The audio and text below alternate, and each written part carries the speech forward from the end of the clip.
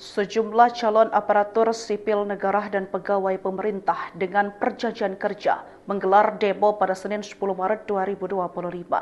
Aksi unjuk rasa CASN dan P3K akan dilakukan di sejumlah titik, di antaranya di depan gedung DPR MPR RI, di Kementerian PANRB, dan di Istana Negara.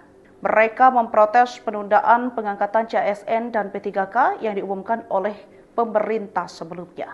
Masa mendesak Menteri Pendayagunaan Aparatur Negara dan Reformasi Birokrasi mencabut surat edaran soal penundaan pengangkatan itu.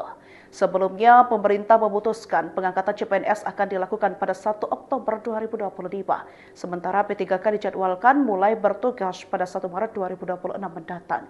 Terkait aksi tersebut, sebanyak 894 personel dikerahkan untuk mengawal demo. Kapolres Metro Jakarta Pusat, Kombes Susatyo Purnomo mengatakan ratusan personel itu bakal disebar di sejumlah titik.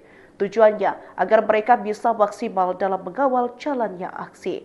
Kombes Susatyo menegaskan ratusan personel itu dituntut untuk mengawal demo dengan humanis. Sebelumnya viral akun menyuarakan keresahan atas kondisi tersebut. Beberapa di antaranya menyematkan tagar Save CASN 2024 dan tolak kebijakan MTS serentak. Kedua tagar ini disandingkan dengan logo pita hitam menandakan kedukaan. Tidak sedikit warganet yang merasa dipersulit dengan adanya kebijakan ini, sebab banyak di antara pelamar CASN telah mengajukan pengunduran diri alias resign dari kantor tempatnya bekerja lantaran telah lolos seleksi.